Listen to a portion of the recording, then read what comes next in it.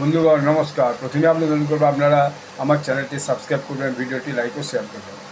আজকে সকাল থেকে দেখছি সারা মিডিয়া, মানে ভারতবর্ষের সমস্ত মিডিয়া, বিশেষত দিল্লির হিন্দি মিডিয়া, পশ্চিমবাংলার বাংলা মিডিয়া এবং ইউটিউব মিডিয়া তো আছেই, সব একেবারে পশ্চিমবঙ্গের দিকে সব ক্যামেরা নিয়ে তাকিয়ে আছে।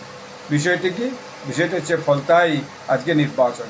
আপনারা জানেন যে ফলতার নির্বাচন ইলেকশন কমিশন বাতিল করে দিয়েছিল।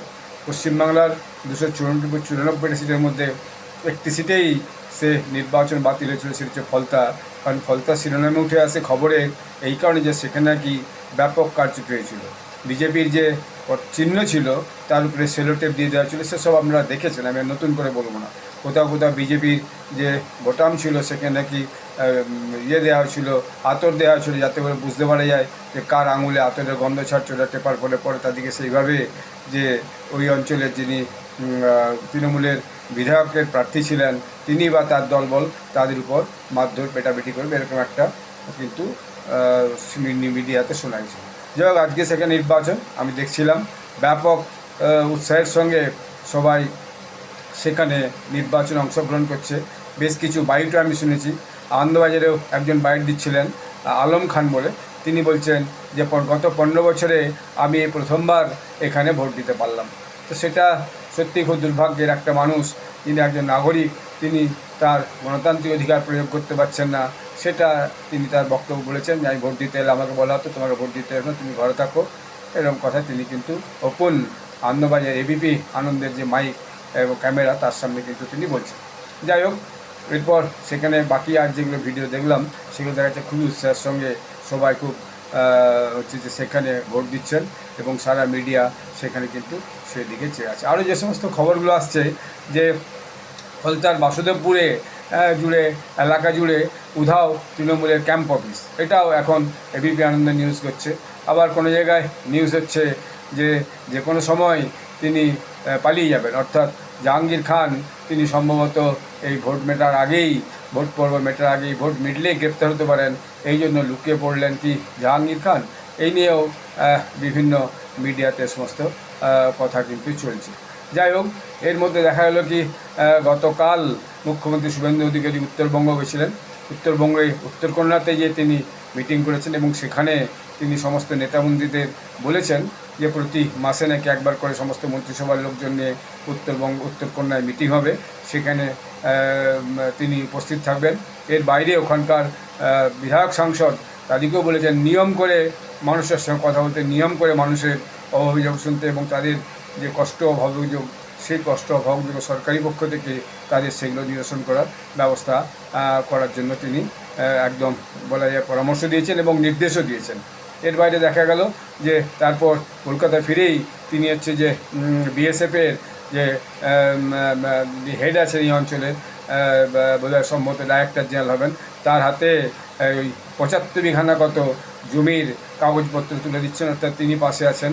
আর আমাদের যিনি এখন মুখ্য সচিব পশ্চিমবাংলার মনোজ আগরওয়াল, সেইটা তাকে সেই কাগজ, সেই যে জমি ছেড়ে দেওয়া হচ্ছে সেই কাগজ তুলে দিচ্ছেন, অর্থাৎ ইমিডিয়েট যাতে বাংলাদেশের ওই বর্ডারে বাংলাদেশ হচ্ছে যে ওখানে বিএসএফ থাকে, তারা ওখানে ইমিডিয়েট যাতে বর্ডার ফেন্সিংয়ের কাজ শুরু করতে পারে। এরপর আজকে দেখা যাচ্ছে তিনি কালকে ফিরে এসেছেন। আজ সম্ভবত বিকেলে তিনি, সকালে একটা খবর শুনলাম, তিনি আজকে বিকেলে দিল্লি গিয়ে পৌঁছাবেন। সেখানে নরেন্দ্র মোদীজি, অমিত শাহজি তাদের সঙ্গে দেখা করবেন, কথা বলবেন, কী কী ডেভেলপমেন্টের মধ্যে 10 দিনে মন্ত্রিসভা করতে পেরেছে সেটা হয়তো তিনি রিপোর্ট করবেন, আরও কিছু হয়তো পরামর্শ তাদের কাছ থেকে নেবেন। এর বাইরে আরও বিভিন্ন মন্ত্রকের সঙ্গে তিনি দেখা করবেন, যাতে পশ্চিমবঙ্গে দ্রুত সমস্ত উন্নয়নের কাজগুলো বাস্তবায়িত হতে পারে, শুরু হয়।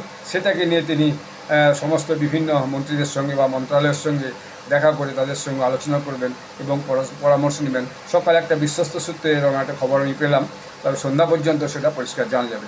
এর বাইরে আজকের এখন দেখা যাচ্ছে তিনি কিছুক্ষণ আগেই, মাত্র 1 ঘন্টা আগেই হবে, তিনি বেলুড় মঠে গেছেন। বেলুড় মঠে গিয়ে প্রেসিডেন্ট মহারাজকে তিনি প্রণাম করেছেন এবং তারপরে তিনি দেখলাম যে তিনি নাকি পূজা করেছেন মন্দিরে পুষ্পার্ঘ্য করে। তারপর ওই ব্যাটারি গাড়ি করে, অর্থাৎ যেটাকে আমরা বলি টোটো গাড়ি, রিক্সা গাড়ি, তাতে করে গঙ্গার ধারে গেছেন, যেখানে গঙ্গার ধারে স্বামীজি সেখানে যে ঘর, সেই ঘরে তিনি বসতেন, সেই ঘরে গেছেন। এরকম একটা নিউজ আমি শুনলাম, এবং তিনি নাকি গাড়িকে মঠে ঢোকার আগেই রেখে দিয়ে এসেছেন, এবং দেখা গেল তিনি সাষ্টাঙ্গ প্রণাম করলেন মহারাজদের, এবং মহারাজদের কাছ থেকে তিনি আশীর্বাদ দিলেন। তো অনেকে সেই সমস্ত ভিডিও এসেছে, খবর এসেছে, তাতে অনেকে অনেক রকম প্রশ্ন অনেক রকম কমেন্ট করেছে।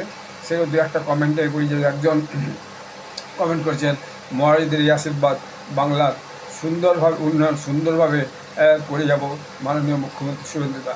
তারপরে আরও অনেক কমেন্ট এসেছে, আমি দু একটা পড়ছি।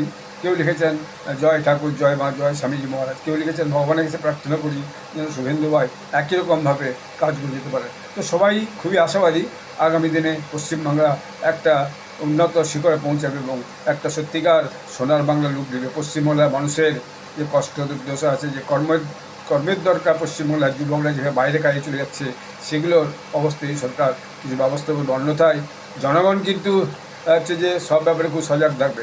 আগের দিন যারা ভাবছে আগের দিনে মতোই চলবে, তা কিন্তু আর চলবে না। সময় বড় বলবান, সময় একদিন কথা বলবে যে সত্যি সত্যি এই সরকার মানুষের জন্য কতটা কাজ করেছে। তখন আসলে বোঝা যাবে যে আগের থেকে এই সরকার আসার ফলে পশ্চিমবঙ্গের মানুষের কী উন্নতি হলো, কতগুলি হচ্ছে যে কলকারখানা হলো নতুন করে, কত রাস্তাঘাট তৈরি হলো, ইনফ্রাস্ট্রাকচার আর কি ডেভেলপমেন্ট হলো, কী কী নতুন নতুন ইন্ডাস্ট্রি এসে হাজির হলো, পুরাতন ইন্ডাস্ট্রিগুলো বসে আছে সেই ইন্ডাস্ট্রিগুলো আবার চালু হলো কি না, সিঙ্গুরে আগামী দিনে কী হবে সেটা সমস্ত মানুষের কাছে একটা মস্ত বড় প্রশ্ন। আমরা আশা করছি শালবনীতে কী হবে সেটা একটা বড় প্রশ্ন। তো সেই জন্য আমরা আশা করছি আগামী দিনে এই সরকার নিশ্চয়ই যে মানুষের আশাকাঙ্ক্ষার অঙ্গীকার নিয়ে সরকার এসেছে, তারা তাদের আশাকাঙ্ক্ষা পূরণ করবে এবং পশ্চিমবাংলার জনগণ সব ব্যাপারে ন্যায় বিচার পাবে। বিভিন্ন কমিশন এর মধ্যে গঠিত হয়েছে, সেই কমিশনগুলি আগামী দিনে ভালো করে কাজ করে যে সমস্ত ন্যায় বিচার ডিউ আছে সেই সমস্ত ন্যায় বিচার সবাইকে প্রদান করবে ধীরে ধীরে। এইটা আমাদের আশা। অনেক সময় লাগবে, কিন্তু তবু আশা করা যাচ্ছে এরা নিশ্চয়ই এটা কিছু করে দেখাবেন। দিল্লিতেও সরকার আছে বিজেপির, পশ্চিমবঙ্গেও বিজেপির সরকার আছে। তো আশা করা যায় মানুষের আশা আগামী দিনে পূরণ হবে। ধন্যবাদ।